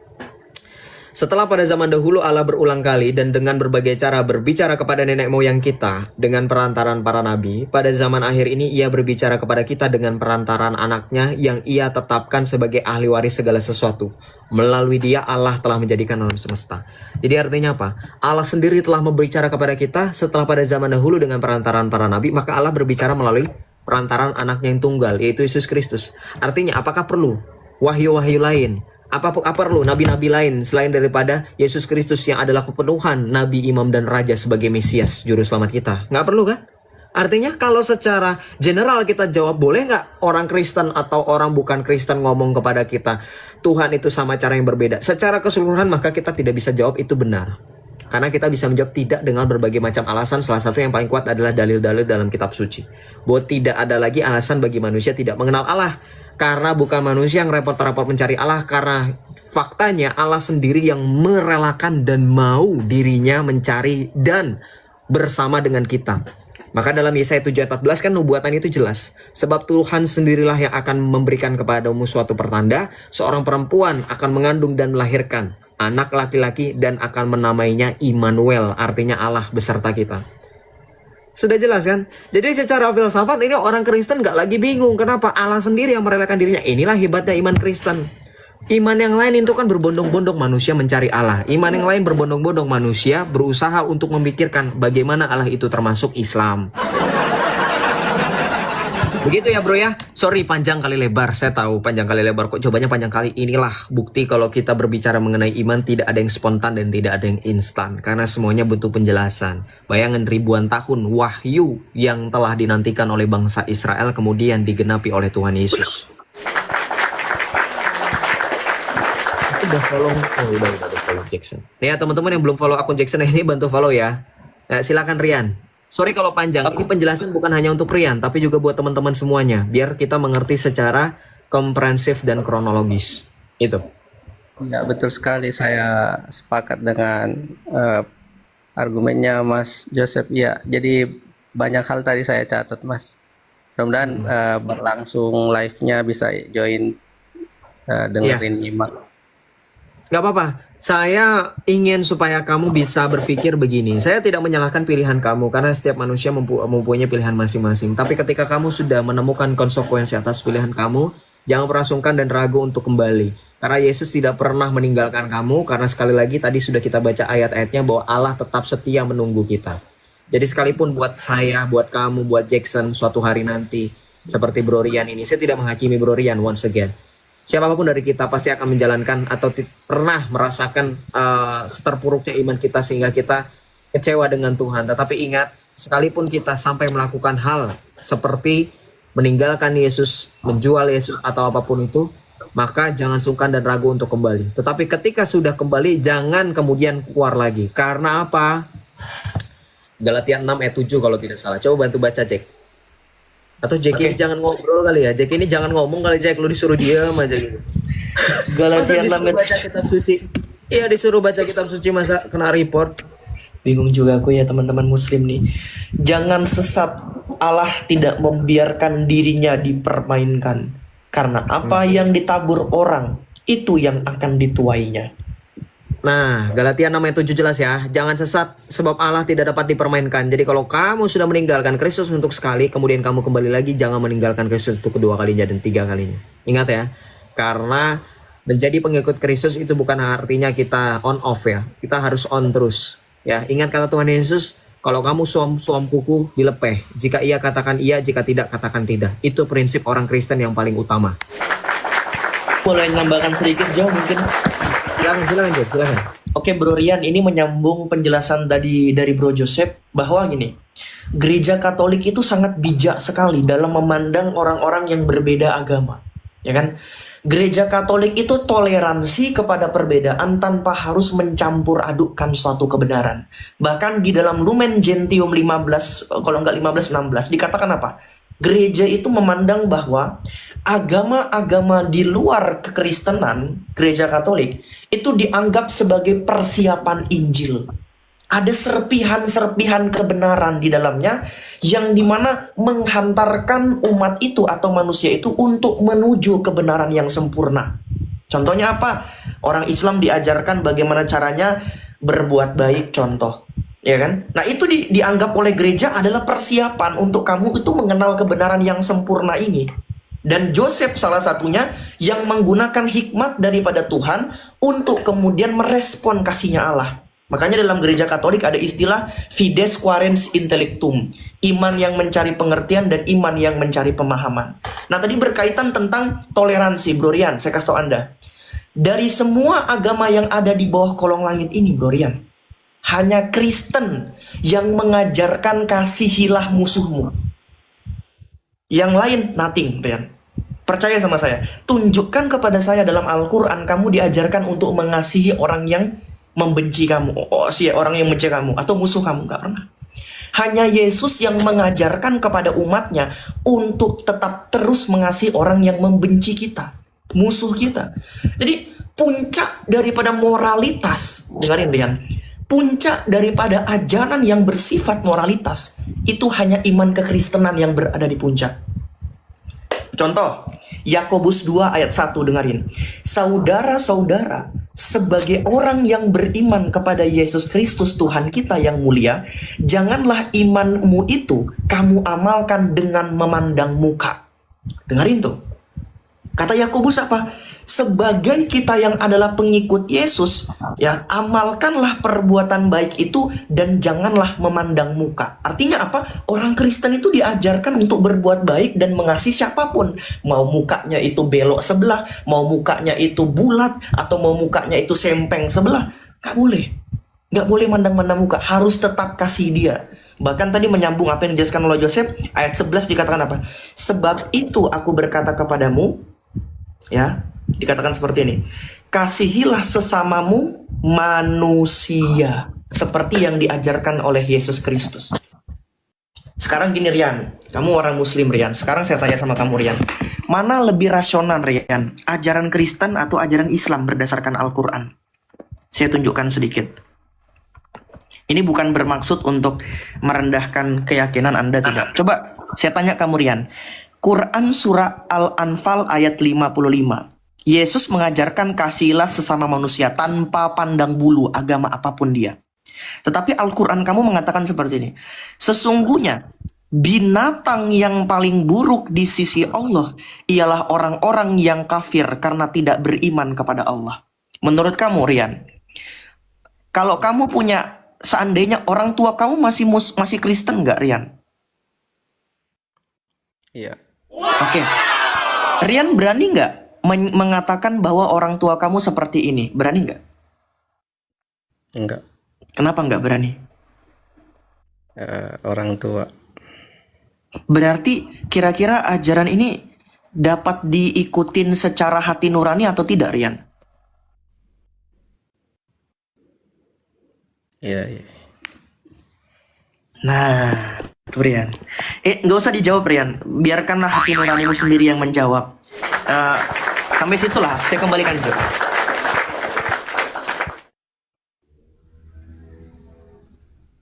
Oke, thank you Jack. Menarik ya. Kalau tadi Jack sebut dalam surah Al-Anfal tadi, kok kalau Jack tadi sebutkan dalam surah Al-Anfal tadi, teman-teman, ternyata juga di Islam ada yang lebih parah. Kita semua disebut sebagai binatang gitu. Jadi apa bedanya ketika Uni Rifa waktu kemarin itu bilang katanya di Alkitab, di Bible, Yesus menyebut perempuan sebagai kunarion ya, anjing itu. Nah, sama kan?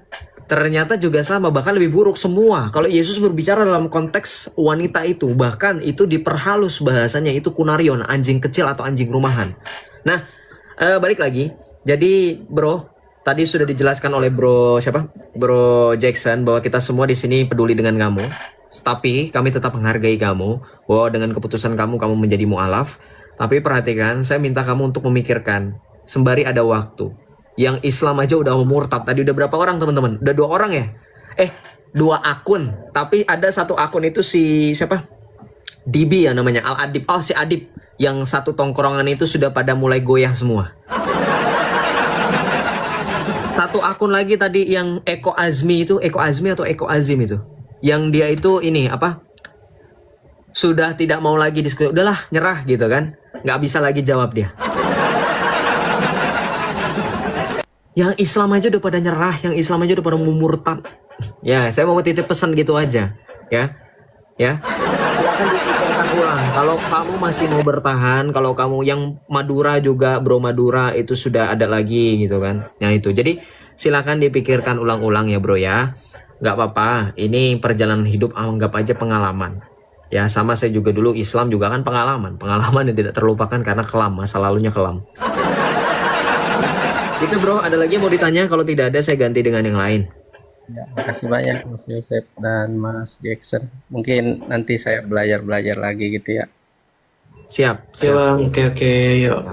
Banyak. Tuhan Yesus berkati selalu ya. Salam Bang. Ya, makasih. Malam. Dan sama ya, saat malam. Oke, terima kasih teman-teman semuanya ya. Puji Tuhan ya, makin banyak orang tercerahkan. Jadi besok kalau ada orang yang undang saya untuk PKPK, saya terima aja ya teman-teman ya. Ini menjadi salah satu jalan untuk banyak orang yang jadi penasaran gitu ya kan. Tadi melalui live-nya dengan Ibas itu jadi pada kesini gitu kan. Jadi pada penasaran dan ternyata mereka tidak bisa membuktikan. Mujib tadi yang anak majelis tidak bisa. Eko Azim yang anaknya yang temannya lulusan pondok pesantren kayaknya itu ponpes yang nggak bisa. Ya itulah makanya saya bilang 2026 ini adalah tahun-tahun dimana dimulainya Islam itu diragukan. Di Iran sana banyak teman-teman Islam, saudara-saudara kita dalam kemanusiaan itu bakar-bakarin masjid. Ini sudah mulai ya kebangkitan orang-orang yang mulai tidak percaya lagi, orang-orang yang mau supaya mengenal ajaran yang sejati, yaitu yang mengajarkan kasih ya begitu. Kita lanjut ya. Jangan ngaco. Kalau ngaco ya naik aja bro. Kalau ada yang nilai saya atau Jackson ngaco, silakan naik request diskusi kita. Buktikan di mana diletak bagian mana saya atau Jackson ngawur. Buktikan dengan dalil-dalil ya. Kalau memang ada dalil, kalau memang ada bukti, silakan. Saya dengan Jackson akan senang hati mewakili teman-teman Kristen di sini untuk menguji yang ngawur saya atau kalian yang Islam. Tolong jelaskan hidayah apa yang membuatmu murtad dari Islam, Bro Joseph, Bro Rai. Oke, saya jawab ya. Hidayah dari Allah. Kenapa saya bilang hidayah dari Allah? Karena ketika Islam berdoa sepanjang hari, 5 kali sehari, ya, 17 rakaat, meminta ditunjukkan jalan yang lurus, saya sudah menemukan jalan itu di dalam Yesus Kristus, Yohanes 14 ayat 6. Jadi hidayah itu datang dari Allah untuk menuntut saya kepada Tuhan yang benar, bukan dirinya, gitu loh. Nah makanya tadi ketika saya ditanya kenapa alasan apa yang membuat Joseph murtad dari tadi sama Islam, ya, saya bilang tidak ada kepastian keselamatan.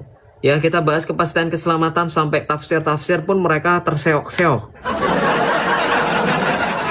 Ya, ditanya mengenai nahu sorof mereka kabur, mengenai tafsir mereka juga kabur, gitu kan. Jadi makanya saya bilang sekali lagi teman-teman, ini bukan soal saya itu sombong atau gimana. Jadi orang Islam itu sulit untuk menerima fakta dan kebenaran seperti ini gitu loh. Makanya mereka agak ya keras lah ya menghujat gitu kan.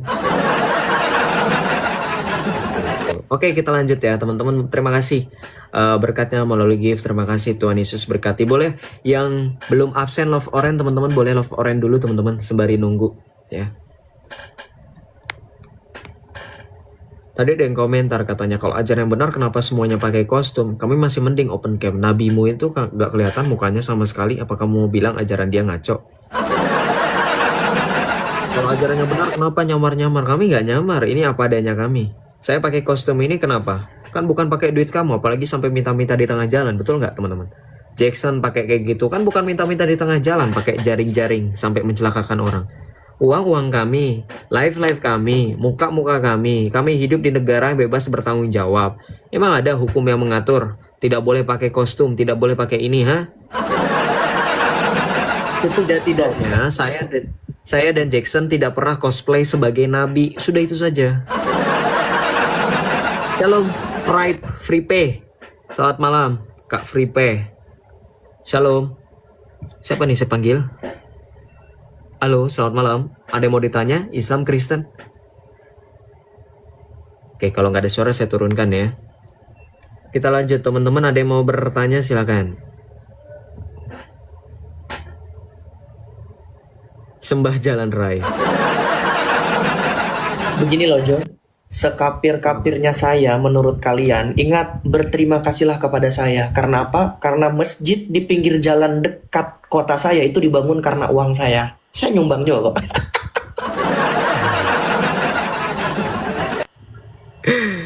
Aduh, Jackson parah nih. Ya, shalom, selamat malam Bu Asih. Selamat malam Bu. Shalom Ibu Asih. Selamat malam, ada yang mau ditanya Bu? Atau kepencet naik kayaknya? Kalau tidak ada aku turunkan ya Bu Asih ya. Oke, Tuhan Yesus memberkati ya Bu. Nggak ada suara ini kayaknya teman-teman, ini ada yang kepencet ini. Aku cari-cari ini kan. Dari tadi aku klik profilnya ini siapa gitu. Rata-rata teman-teman yang fans yang ini ya. Ada logo-logonya kan. Nah saya bingung nih, ada teman-teman yang mungkin mau naik beneran nggak? Soalnya takutnya saya menaikkan gitu, takutnya bukan mau bertanya gitu, kepencet gitu kan. Ada yang mau bertanya silakan. Akunnya banyak, iya betul. Nggak ada lagi Islam, iyalah orang pada terseok-seok dari tadi. Ada yang emang bener ya si Mujib tadi yang pakai peci putih itu, emang dia shock gitu mukanya. Aku nggak lihat, nggak memperhatikan. Jujur aku nggak memperhatikan, jadi aku nggak tahu shock apa enggaknya mukanya. Emang beneran shock dia teman-teman. Aku nggak memperhatikan sih. Bot, kamu itu request ya, jangan gue. Kamu itu akun private, jadi saya tidak bisa jambak atau undang kamu. Jadi kamu yang harus request, bukan saya yang naikkan kamu. Siapa ini? Obot ya namanya. Obot atau bot? Kamu request, kamu di sini nggak ada request. Saya dari tadi nyariin bulak-balik nggak ada kamu request. Kamu harus naik sendiri, request sendiri. Lebih ke gelisah dia. Oh.